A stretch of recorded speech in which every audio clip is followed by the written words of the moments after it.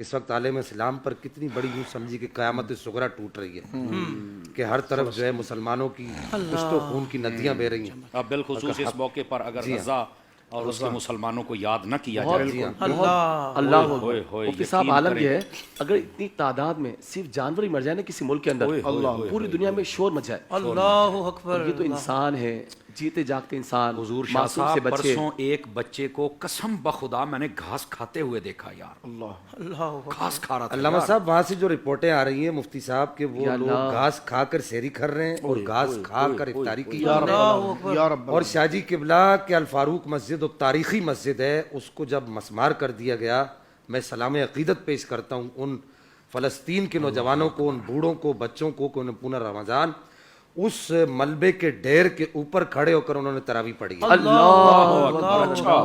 اب سوچئے کہ علامہ صاحب کہ جب اس امام نے کہا ہوگا الحمدللہ رب العالمین الرحمن الرحیم، تو کیا اس کا وہ الرحمن الرحیم کہنا کیا عرش کے سینے کو نہیں چیرتا ہوگا؟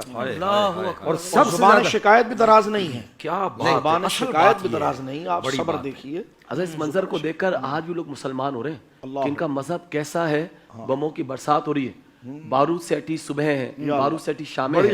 عالم یہ ہے کہ وہ اللہ کا ذکر کر رہے ہیں، بھی نمازیں پڑھ رہے ہیں، اب بھی جھک رہے ہیں. تو کیسا مذہب اسلام ہے؟ سید عالم سے استغاثہ، نعت شریف، حمد باری تعالیٰ، جس طرح شاہ صاحب فرما رہے ہیں. یعنی اس بمباری میں یہاں کوئی تراویح راحت کی زندگی میں پڑھتے ہوئے اس کو جناب جو ہے کہ وہ خواہشات پاؤں کی بیڑی بنتی ہے. تو میں یہ کہہ رہا ہوں وہ جرت، وہ استقامت، وہ برداشت اور زبان شکایت کو دراز نہ کرنا، اور یہ گویا کہ باطل کے آگے سرنڈر نہ ہونا، جھکنا نہ. اب آپ دیکھیں وہ مائیں گود کے بچوں کو اٹھا رہی ہیں. اللہ اکبر. وہ بچے ایسے ہیں کہ جن کے حسن و جمال کو بندہ ان کی پاؤں کی ایڑی جیسا حسن نہیں کسی کے پاس. اتنے حسین وہ بچے، وہ پاؤں اتنے خوبصورت. جی وہ انبیاء کی جو اولادیں ہیں نا جی، یقین کریں، اور جو وہ سرزمین ہے جو اس کے لیے برکت کی دعا ہے، وہ ان کے چہرے سے بھی جھلک رہی ہے، ان کے صبر سے بھی جھلک رہی ہے.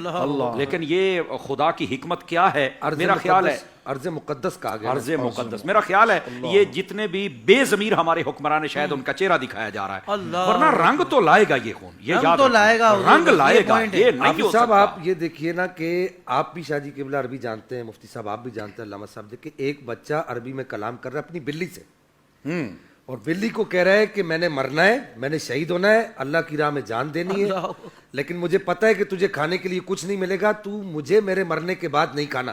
اللہ. اور وہ یہ کہہ رہا ہے کہ میں امت مسلمہ کا یہ چہرہ رسول اللہ کو جا کے دکھاؤں گا کہ یا رسول اللہ ہمارے جانور ہمیں کھاتے رہے، نوچتے رہے، اور یہ لوگ جو ہے وہ چین کی نیند اور چین کی چادر اوڑھ کر سوتے رہے. میں سمجھتا ہوں کہ ظاہری طور پر بھی دیکھا جائے تو حضرت شاہ صاحب کی بات کی تائید اس سے بھی ہوتی. دیکھیں فرات ہمارے پاس ہے، دجلہ ہمارے پاس ہے، لیکن وہاں پانی نہیں ہے. پیٹرول پوری دنیا میں ڈیزل جو نکل رہا ہے وہ ہمارے پاس یعنی مسلمانوں کے پاس ہے نا، لیکن وہاں پر ایمبولینسوں کے لیے نہیں ہے. اگر دیکھا جائے تو سب سے زیادہ خیرات کرنے والے مسلمان ہیں، لیکن وہاں پر کوئی چیز نہیں پہنچ رہی. جو لوگ کھانا لے کر جا رہے ہیں ان پر بمباری کی جا رہی ہے. آپ خود غرضی آج دیکھیے عالم اسلام کی، اس کو لے جائیں کربلا معلیٰ پر، اس وقت کیا قیامت. کربلا معلیٰ کو اگر آپ نے سمجھنا ہے کہ ایک طرف خواہشات کھڑی تھی، ایک طرف اللہ کا دین کھڑا تھا. امام علی مقام اللہ کے دین کو لے کر کھڑے تھے، کوفی خواہشات کو لے کر کھڑے تھے. جنہوں نے بلایا، آپ دیکھیے جنہوں نے امام علی مقام کو بلایا وہ مریدین تھے. آج تراویح ہر مسجد میں ہو رہی ہے، ہر معاملات میں ہو رہی ہے، طاقتور ہمارے جو لوگ ہیں ان کے پاس، لیکن خواہشات ہیں.